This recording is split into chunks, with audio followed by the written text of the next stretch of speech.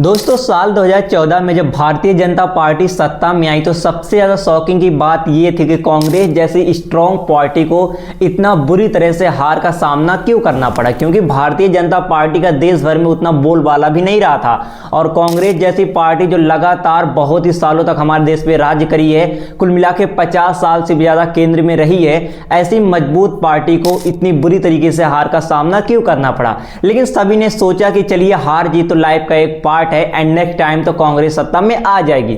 लेकिन साल 2019 में एक बार फिर से भारतीय जनता पार्टी को पूर्ण बहुमत से सरकार मिली और एक बार फिर से कांग्रेस को बुरी तरीके से हार का सामना करना पड़ा। अब काफी ज्यादा सवाल रेज हो रहे हैं कि आखिरकार भारतीय जनता पार्टी पॉलिटिक्स कैसे कर रही है जो इतना तेजी से आगे जा रही है। उससे भी बड़ी सवाल है कि अपोजिशन क्या कर रही है कि लगभग भारतीय जनता पार्टी का 40% भी वोट अपने तरफ नहीं खींच पा रही, 40% ना से कम 20 से 25% भी वोट उनके पक्ष में नहीं जा रहे। इसके रीजन क्या है, देखिए आज की इस वीडियो में बात करेंगे कि लगातार जो पिछले 10 सालों से भारतीय जनता पार्टी केंद्र में राज्य कर रही है, तो ऐसे में क्या साल 2024 में भारतीय जनता पार्टी का ये सफर कंटिन्यू रहेगा, ये बहुत ही बड़ा सवाल उठ रहा है। काफी लोग जो प्रिडिक्शन कर रहे हैं इस बार भी साल 2024 में बीजेपी की गवर्नमेंट आने वाली है, लेकिन कांग्रेस जैसी मजबूत पार्टी आखिरकार पीछे क्यों है?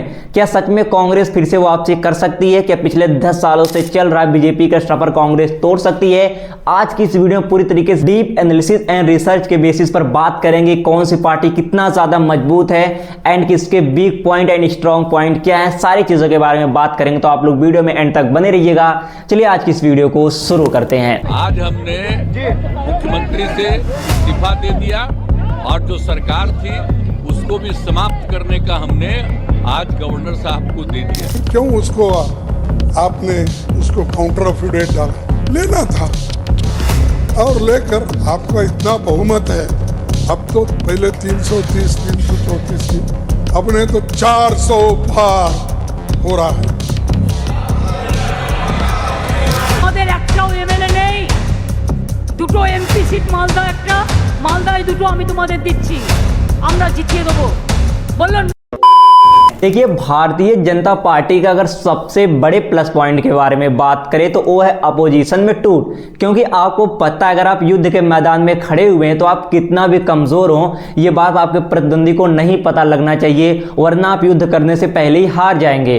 और कोई भी अपोजिशन पार्टी चाहे कांग्रेस हो या कोई भी पार्टी हो, उनके अंदर सबसे बड़ा टूट है क्योंकि इनका कोई भी संगठन लंबे टाइम तक नहीं चल पा रहा। अब आप इंडिया अलायंस को देख लीजिए, इतना तेजी से इसको बनाया गया बट लगातार इसमें टूट नजर आ रहा है। जितने भी राजनीतिक लीडर हैं वो लगातार छोड़कर जा रहे हैं, तो ऐसे में जनता का विश्वास कैसे कायम रह पाएगा? बीजेपी को हराने के लिए सभी पार्टियों ने मिलकर जो गठबंधन किया है उसमें बहुत ही तेजी से टूट देखने को मिल रहा है। ऐसे में जनता का ट्रस्ट करना बहुत ही ज्यादा मुश्किल हो जाता है एंड किसी भी प्रतिद्वंदी पार्टी में जब लैक ऑफ यूनिटी रहती है तो सामने वाली पार्टी के लिए बहुत ही बड़ा प्लस पॉइंट बन जाती है। वैसे भी भारतीय जनता पार्टी राम मंदिर की वजह से बहुत ही ज्यादा क्रेज में चल रही है, लोगों के बीच इनका बहुत ही भयंकर क्रेज चल रहा है।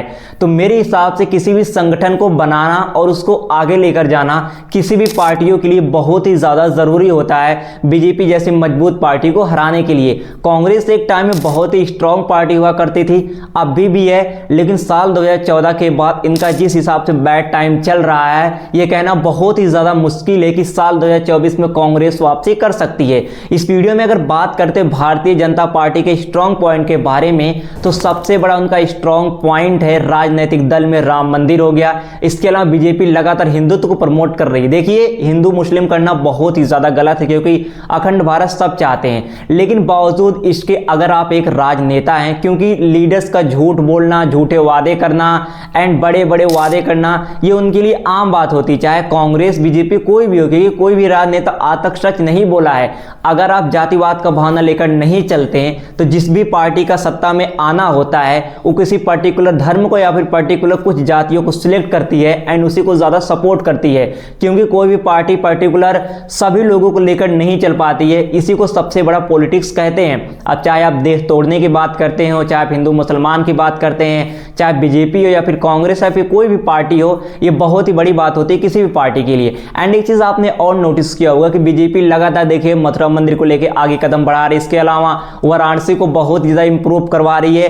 अयोध्या तो देखने लायक बहुत ही ज़्यादा हो गया। तो ये चीज़ें लोगों को बहुत ही ज़्यादा ग्राउंड लेवल पर अट्रैक्शन प्रदान करती है, जिससे लोग बीजेपी की तरफ बहुत ज़्यादा अट्रैक्ट हो रहे हैं। जो कांग्रेस या फिर अदर पार्टीज़ हैं, उनका सबसे बड़ा कमी क्या हो रहा है कि जो भी संगठन बना रहे हैं बहुत ही तेज़ी से उनका संगठन टूट रहा है। ये बहुत ही बड़ी बात होती है। अब देखिए, इंडिया अलायंस के जो भी संगठन था लगातार टूट रहे हैं। ममता बनर्जी ने साफ तौर से बोल दिया कि मैं इसको छोड़ रहे हैं। इसके अलावा जो भी लीडर्स हैं लगातार इनको ब्रेक कर रहे हैं। पंजाब के जो कि लीडर रहे हैं वो भी कह रहे हैं कि हम आम आदमी पार्टी की तरफ से अपना इलेक्शन लड़ने वाले हैं। तो ऐसे में ये बहुत ही बड़ी बात होती है। ये बीजेपी के लिए बहुत ही बड़ा प्लस पॉइंट बनता जा रहा है, जिसकी वजह से कांग्रेस लगातार डूबती हुई चली जा रही है। साल 2024 में एक बार फिर से लोग ये उम्मीद लगा रहे हैं कि भारतीय जनता पार्टी केंद्र में आएगी, क्योंकि किसी भी पार्टी को हराने के लिए अगर आप प्रतिद्वंदी पार्टी को हराना चाहते हैं तो आपके अंदर यूनिटी रहनी चाहिए। अगर आप किसी चीज की संगठन बना रहे हैं तो उसमें आप बहुत तेजी से यूनिटी लाएं, लोगों के बीच में मुद्दा रखें नए नए, एंड जो भी अपोजिशन पार्टी आपकी कर रही है उसमें से कुछ कमियां निकाल कर लोगों को सामने रखें। आप राम मंदिर का विरोध करेंगे, प्राण प्रतिष्ठा का विरोध करेंगे तो आप कभी भी वोट नहीं पा सकते हैं। हाँ, आप ये बोल सकते हैं कि अगर हमारी गवर्नमेंट होती तो हम राम मंदिर के साथ बगल में हॉस्पिटल भी बनवाते, ऐसा इंप्रूवमेंट करवाते, राम मंदिर को ऐसा बनवाते, हिंदुत्व को ऐसा सपोर्ट करते, तो हो सकता है बीजेपी के जो कुछ सपोर्टर हैं जो कि हिंदूज हैं आपकी तरफ अट्रैक्ट होते। लेकिन अगर आप ये बोलेंगे कि हम राम मंदिर को बाइकआउट कर रहे हैं या फिर राम मंदिर इनकम्प्लीट जिसकी वजह से हम रामलला के दर्शन नहीं कर रहे हैं, तो कोई भी हिंदुत्व आपको सपोर्ट करने के लिए बहुत ही मुश्किल से राजी होगा।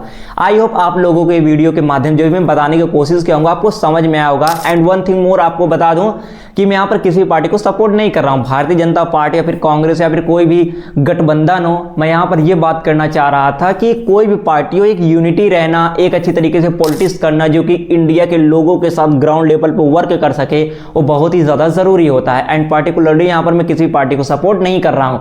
आपकी फेवरेट पार्टी कौन है या फिर आप किसको सत्ता में देखना चाहते हैं, किसको सपोर्ट करें, कमेंट सेक्शन में जरूर बताएं।